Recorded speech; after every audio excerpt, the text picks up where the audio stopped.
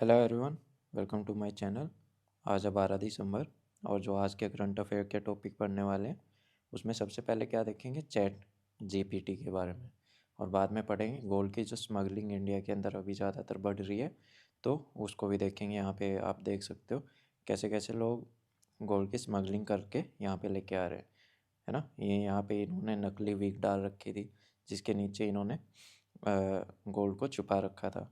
और एक ही हैं जिन्होंने अपने दांतों के अंदर ही सोना भरवा के यहाँ पे लेके आ रहे थे। और फिर बात करेंगे सीएनएपी के बारे में, जो कि इंडिया के अंदर ट्रू कॉलर की जगह लेने वाला है इन फ्यूचर। फिर बात करेंगे आत्मनिर्भर पीएम स्वनिधि स्कीम के बारे में। तो चलो स्टार्ट करते हैं।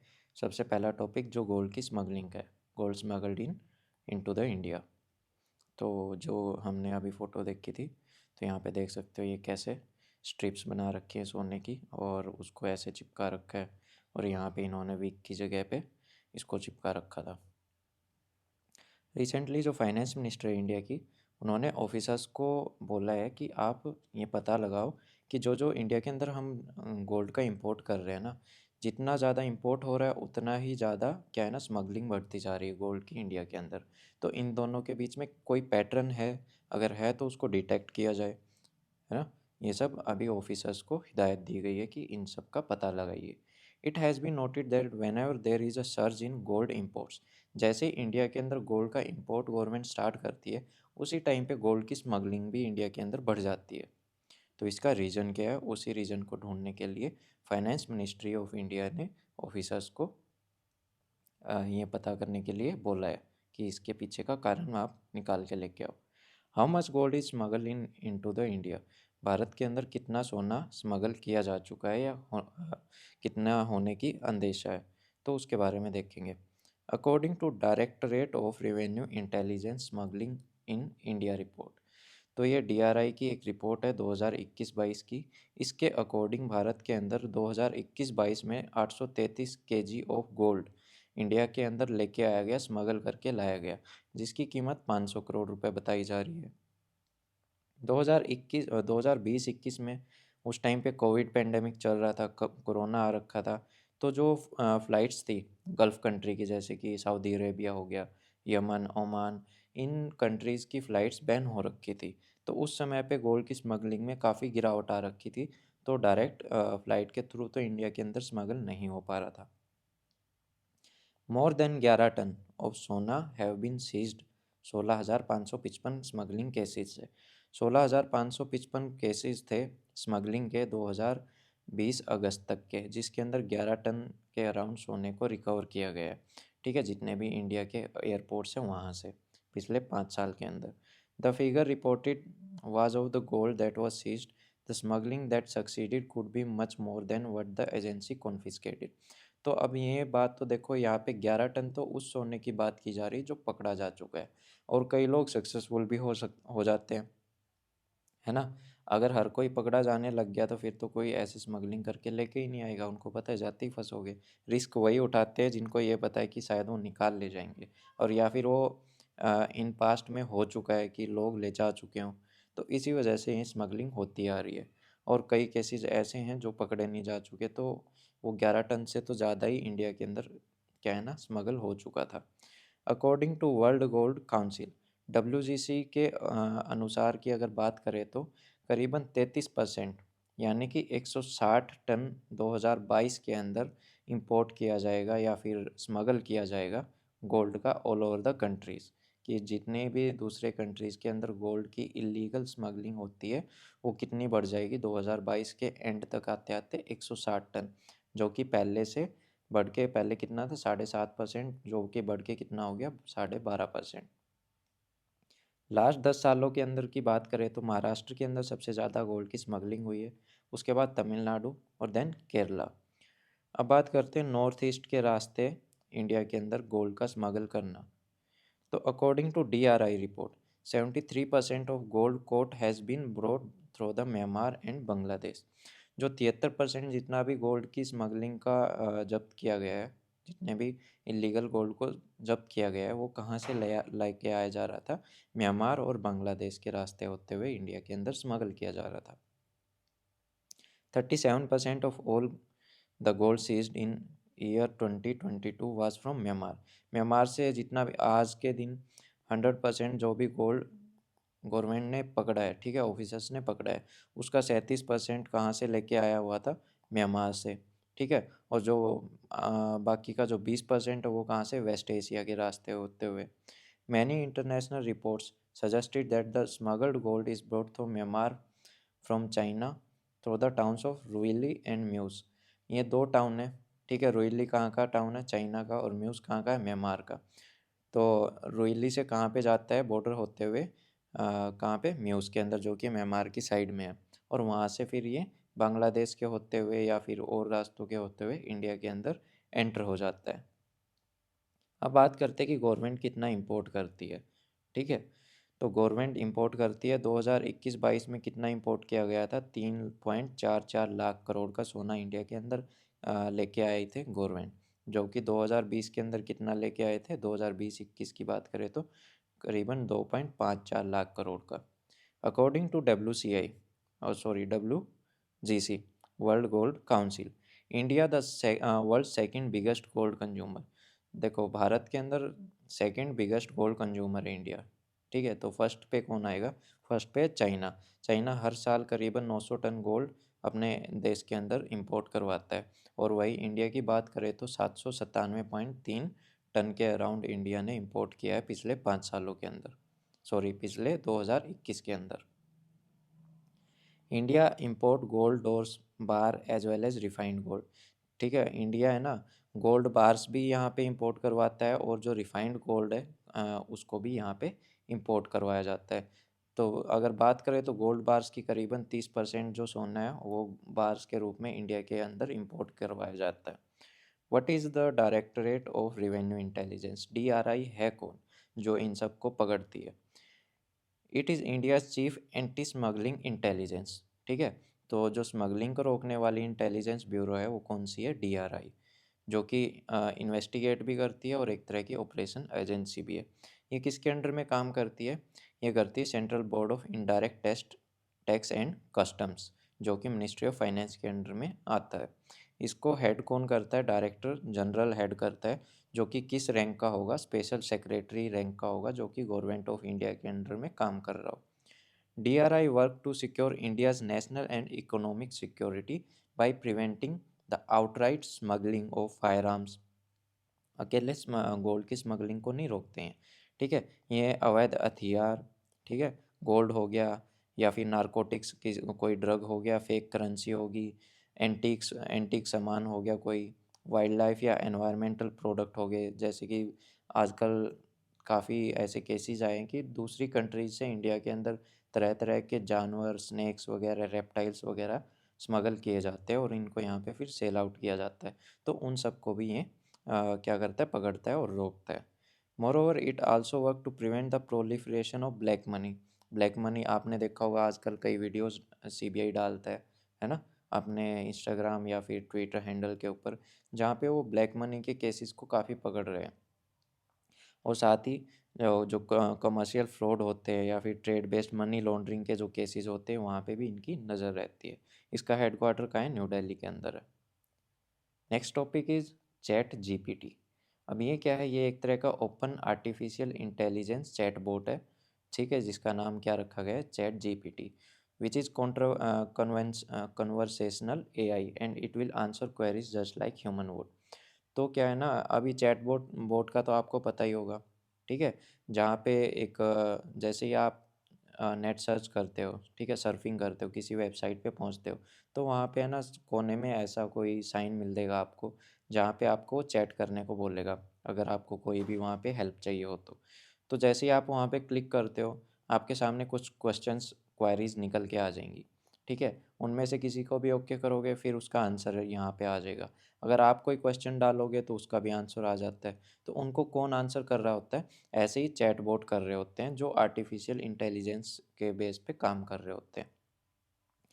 ChatGPT can answer follow up questions. अगर ChatGPT के सामने अगर आप कोई क्वेश्चन डालोगे तो ये उसका आंसर भी देगा। अगर इसने कोई गलती की है तो उसको भी एडमिट करेगा, ठीक है, और उन चैलेंजेस को भी ठीक करेगा अगर इससे कोई गलती हुई हो। और अगर आपने कोई ऐसी इनएप्रोप्रिएट रिक्वेस्ट उसको डाल दी कि आप मेरे को ये करके दिखाओ और जो इसके पॉसिबल की ना हो, तो उसको रिजेक्ट भी करेगा। It is based on the companies GPT 3.5 series of language learning model. LLM के बेस के ऊपर ये काम करता है, ठीक है। GPT stands for generative pre train transformer 3, and this is the kind of computer language model that relies on deep learning techniques। ठीक है, जैसे इंसान सीखता है ना, देख देख के, तो ये वैसे ही अपने अंदर बदलाव करता रहता है और चीज़ों को सीखना स्टार्ट कर देता है, जैसे इंसान जो ह्यूमंस हैं वो सीखते हैं। The model is train to predict what will come next. तो ये इतना भी प्रिडिक्ट कर लेगा कि आगे आप क्या पूछ सकते हैं। जैसे हम किसी से बात करते हैं कि क्या हाल चाल है, या फिर हेलो बोलेंगे तो आगे से शायद क्वेश्चन होगा कि आप कैसे हो। तो उस तरह से ये भी है ना प्रिडिक्ट कर लेता है कि नेक्स्ट आने वाला क्वेश्चन क्या हो सकता है, और इस तरह से ये कन्वर्जेशन को बनाए रखता है। These are also trained using reinforcement learning from human feedback. जैसे ही हम इनको फीडबैक देंगे या फिर इनसे जितने भी क्वेश्चंस करेंगे, तो अगर बाई चांस आज इसके पास आंसर नहीं है, शायद कल इसके पास आंसर होगा, क्योंकि ये उन्हीं चीज़ों से सीखता है, खुद को और एडवांस बनाता है। यूजेस की बात करें तो it can be used in real world application such as digital marketing के अंदर भी इसको यूज़ किया जा सकता है। ऑनलाइन कंटेंट क्रिएशन के अंदर भी यूज़ किया जा सकता है। कस्टमर सर्विस, ठीक है, कस्टमर केयर में कॉल करते हैं, वहाँ पे या तो कोई एक कंप्यूटराइज वॉइस होती है जो हमको कहती है कि अगर आपको ये सुविधा चाहिए तो एक दबाए या फिर दो दबाए, अगर आपको एग्जीक्यूटिव से बात करना है तो आठ या नौ दबाए। तो वो सब काम कौन करता है, यही चैटबॉक्स करते हैं, चैटबॉट करते हैं। तो उसी तरह से उन्हीं चैटबॉट का एक एडवांस वर्जन है, ठीक है, जो उनसे भी ज़्यादा काम कर सकता है। इस तरह से आप इसको देख सकते हो। ये आपके बेसिक जो ईमेल्स हैं उनको रिप्लाई कर सकता है, पार्टी की प्लानिंग लिस्ट को बना सकता है, सीवी को देख सकता है, ठीक है, आपके कॉलेज ऐसे इवन होमवर्क को भी कंप्लीट कर सकता है। तो इस तरह से ये काम कर सकता है। आपके लिए कोडिंग भी कर सकता है, कोड भी राइट कर सकता है। लिमिटेशन की बात करें तो लिमिटेशन तो पहली यही है कि जो इसको बना रहा है, ठीक है, अगर उसने कोई गलत कोडिंग इसमें डाल दी, तो उसका असर आपको जैसे ही आप इससे क्वेश्चन आंसर करोगे, अगर आपने फीडबैक में इसके उसके आंसर गलत भरे तो ये गलत ही देगा। मतलब जितने इंटेलिजेंट आप होगे उतना इंटेलिजेंट आपका ये चैटबॉट होगा। What is chatbot? एक तरह का चैटर बॉट है ये, जो कि आर्टिफिशियल इंटेलिजेंस की बेस पे काम करता है एक मैसेजिंग ऐप के अंदर, ठीक है। ये हेल्प करता है कस्टमर्स को, और उनकी जो क्वेरीज हो उनको भी सोल्व करता है। और अगर एग्जांपल के रूप में काम बात करें तो जैसे अमेज़न का एलेक्सा हो गया, उस तरह से ये काम करता है। तो ये सब आप देख सकते हो, मैंने सारा कुछ बता ही दिया। मशीन लर्निंग चैटबॉट है, खुद से अपने आप से सीखता रहता है जैसे ह्यूमन सीखते हैं, है ना। आर्टिफिशियल न्यूरल नेटवर्क होता है जैसे इंसान के ब्रेन के अंदर होता है, उसी तरह से मशीन लर्निंग भी खुद को सीखती है। एडवांटेजेस की बात करें तो देखो, कस्टमर सर्विस के अंदर भी इसको यूज़ किया जा सकता है क्योंकि ये 24 घंटे अवेलेबल रहता है। छोटी मोटी क्वायरीज हो, ठीक है, अगर आपको वो पता करनी हो, कुछ हेल्प चाहिए हो, तो वहाँ पे ही आपकी हेल्प कर सकता है, 24 घंटे अवेलेबल रहेगा। तो आपको वेटिंग पीरियड पे भी जाने की कोई दिक्कत नहीं है। 24 घंटे 7 दिन पूरा वीक, हमेशा। काफ़ी लेस एक्सपेंसिव होता है क्योंकि एक बार परचेज कर लिया तो चल जाएगा काम, है ना। अगर आपने किसी इंसान को हायर किया तो मंथली बेस पे आपको उसको सैलरी देनी पड़ेगी, तो इसका वो झंझट भी नहीं है, और ये अपना काम भी पूरा कंप्लीट करेगा, 24 घंटे अवेलेबल रहेगा। Using AI and natural learning processing, chatbot are becoming better at understanding what customer wants and providing the useful help they need. तो इस तरह से ये काम करते हैं। डिसएडवांटेज की बात करें तो देखो, कई बार कस्टमर की कुछ ऐसी क्वेरी हो जाती है जो एक इंसान ही शायद समझ पाए, तो उस बेस में ये काम अपना ढंग से नहीं कर पाएंगे। इनकी भी कुछ लिमिटेशन है जो ये कभी कंप्लीट नहीं कर पाएंगे। और ऊपर से वही बात, अगर आपने इसके सिस्टम के अंदर कोई गलत कोडिंग कर दी तो ये अपना काम भी ढंग से नहीं कर पाएगा। Next topic is calling name presentation, CNAP। आपने देखा होगा जैसे ही आपने अपने फ़ोन के अंदर ट्रू कॉलर वगैरह इंस्टॉल कर रखा होगा, तो कोई आपको कॉल करता है तो उसका नाम वहाँ पे डिस्प्ले हो जाता है। कि ये फलाने का नाम है, ये आपको कॉल कर रहा है। या फिर अगर वो स्पैम कॉल होती है तो वहाँ पे लिखा भी आ जाता है कि ये एक स्पैम कॉल है, तो आपको पहले ही पता लग जाता है कि इस कॉल को नहीं उठाना है। तो इस तरह से गवर्नमेंट क्या कर रही है ना, जो TRAI है उन्होंने अभी एक प्रपोज़ल इंट्रोड्यूस किया है जिसका नाम है CNAP। ठीक है, अब अगर ये इसको पास कर दिया गया तो आपको ट्रूकॉलर जैसी ऐप फ़ोन के अंदर डालने की ज़रूरत नहीं है। वो पीछे से ही जैसे नॉर्मल कॉल आती है नंबर के साथ में, तो हमारा फ़ोन ही हमको डायरेक्टली ऐसे जैसे ट्रूकॉलर दिखाता है वैसे हमको नाम सब दिखाना स्टार्ट कर देगा। और उससे इसका पर्पज़ क्या है बनाने का बेसिकली, इसको बनाने का पर्पज़ एक तो यही है कि भाई ताकि जो अनवांटेड कॉल्स हैं हम उनको रिजेक्ट कर दें जो ज़रूरी ना हो। और कई बार क्या है ना, कोई अननोन नंबर आता है तो हम ये सोच के उसको टाल देते हैं कि ये कोई स्पैम कॉल होगा, कोई कंपनी का कॉल आ रहा होगा जो टाइम ख़राब करेगी, तो हम कट कर देते हैं। और बाद में पता चलता है कि वो कोई अर्जेंट कॉल था। इस वजह से भी गवर्नमेंट क्या सोच रही है कि आपको कोई थर्ड पार्टी पे ना जाए, उसकी बजाय आप है ना हम आपको ही इन फ्यूचर ये सुविधा प्रोवाइड कर देंगे। इसका सबसे बड़ा एक बेनिफिट भी है, जो भी थर्ड पार्टी हम इंस्टॉल करते हैं ऐप्स हमारे फ़ोन के अंदर, तो हमारा डेटा को एक्सेस करती है, स्टोर करती है। तो गवर्नमेंट नहीं चाहती कि हमारा डेटा हमारी कंट्री से बाहर जाए। इस वजह से वो पहले ही अगर इन सुविधाओं को इंट्रोड्यूस करवा देंगी तो पूरा डेटा गवर्नमेंट के हाथ में रहेगा। तो इस तरह से भी ये काम करता है। लेकिन इसमें भी कुछ चैलेंजेस हैं। पहला चैलेंज तो यही है, लेटेंसी। तो जैसे अब जितनी जल्दी कॉल लगती है फिर बाद में थोड़ा-सा वो लेट लगना स्टार्ट हो जाएगा। कुछ मिलीसेकंड का उसके अंदर क्या है ना फ़र्क आएगा। वो क्यों? क्योंकि देखो जैसे ही कॉल जाएगा पहले वो नेम नेम को सर्च करेगा, ठीक है? फिर वो मैच करेगा। उसके बाद आपको वहाँ पे कॉल भेजेगा जिसके सामने उस बंदे का नाम भी लिखा होगा। तो इस तरह से ही पूरा काम करेगा। लेकिन यहाँ पे कुछ कंसर्न है प्राइवेसी के। अगर आप चाहते हो कि आपका नंबर ना दिखे तो उसको गवर्नमेंट कैसे टैकल करेगी अभी इसका तो नहीं पता है। तो ये आने वाले टाइम में देखते हैं कैसे क्या निकलता है।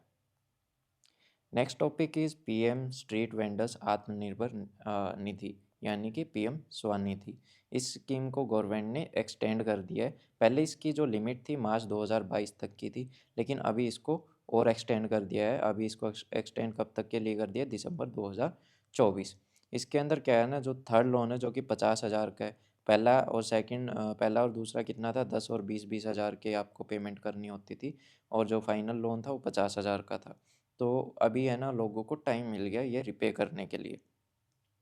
एक्सटेंशन ऑफ स्वनिधि से Samriddhi component for all beneficiary of PM SVANidhi scheme across the country. तो जिन जिन लोगों ने इसका फ़ायदा उठाया है सबको ये फ़ायदेमंद होगा अभी, क्योंकि उनको काफ़ी ज़्यादा टाइम मिल गया गवर्नमेंट को पैसे वापस रिपे करने के लिए। इसको लॉन्च किया गया था जनवरी 2021 के अंदर to map the socio economic profile of PM SVANidhi beneficiary and their families, कि उनका थोड़ा बहुत भला हो जाए और वो भी क्या है ना अपनी कंडीशन को थोड़ा और अच्छा सुधार सके। What is the PM Swanidhi scheme? The scheme was announced as a part of economic stimulus to under the Atmanirbhar Bharat अभियान। इसको इम्प्लीमेंट किया गया था, कब से स्टार्ट किया गया था? जून 1 2022 से। To provide affordable working capital loans, कि भाई आपको सस्ते दरों के ऊपर लोन प्रोवाइड किया जा सके। किनको? जो स्ट्रीट वेंडर है, जो गली के अंदर जो सामान बेचते हैं ना, छोटे मोटे जैसे रेडी वगैरह पे, इन सब पे। तो उनके लिए स्कीम लेके आए थे, क्योंकि उनको देखो उनके पास आजीविका का क्या साधन है? अपना सामान छोटा-मोटा जो भी है उसको बेच के वो अपना गुज़र-बसर करते हैं। और बैंक उनको लोन देगा नहीं, क्योंकि ना तो उनके पास कुछ रखने के लिए, ना उनकी कोई ज़मीन होती। तो इस वजह से बैंक भी उनको क्या है ना पैसे नहीं देता था। तो गवर्नमेंट ये स्कीम लेके आई ताकि उनको बिना किसी गारंटी के ऊपर लोन दिया जा सके आसान किस्तों पे, और जिसको वो बाद में रीपे भी कर सके टाइम से। ठीक है, अगर गवर्नमेंट उनको पैसा देगी तो थोड़ा-सा और पैसा आ जाएगा उनके पास, इन्वेस्ट करेंगे अपने बिज़नेस के अंदर। तो उनसे क्या है ना, वो अच्छा उनकी जो आजीविका है वो थोड़ी-सी ज़्यादा बढ़ सकती है। इस वजह से गवर्नमेंट ने इसको स्टार्ट किया था। और जो वेंडिंग ज़ोन है जहाँ से आप ये ले सकते हो लोन वगैरह, तो वो कितने हैं अभी तक? 13,403। और करीबन 42 लाख स्ट्रीट वेंडर्स ने इसका फ़ायदा उठाया है। दिसंबर 2024 तक उनकी जो लास्ट डेट रहेगी भाई इसको फुलफ़िल करने के लिए। फंडिंग किसके द्वारा की गई है? तो पूरी की पूरी स्कीम सेंट्रल सेक्टर स्कीम है। मतलब गवर्नमेंट इसको पूरा पे करेगी। सेंट्रल गवर्नमेंट ही इसका पूरा जो भार है वो खुद उठाएगी, पूरा पेमेंट खुद करेगी। किस मिनिस्ट्री के अंडर में आता है? Ministry of housing and urban affair. तो ये आपको वर्किंग कैपिटल लोन प्रोवाइड करेगी, ठीक है। उसके बाद आपको रेगुलर रीपेमेंट करेगी, और इससे क्या है ना, डिजिटल ट्रांजैक्शन भी क्या है, उनकी भी मतलब उसकी तरफ भी लोग मूव करना स्टार्ट करेंगे। सिग्निफिकेंस की बात करें तो वही है कि भाई जितने भी स्ट्रीट वेंडर्स हैं उनको नई अपॉर्चुनिटी मिल जाएंगी, नया बिजनेस करने के लिए थोड़ा सा और इन्वेस्टमेंट कर सकेंगे अपने बिजनेस के अंदर, जिससे उनकी जो इकोनॉमिक हालत है ना, ठीक है, वो थोड़ी सी और अच्छी हो सके, और वो भी अपना बिजनेस को थोड़ी सी और ऊंचाइयों तक ले जाने में सक्षम हो सके।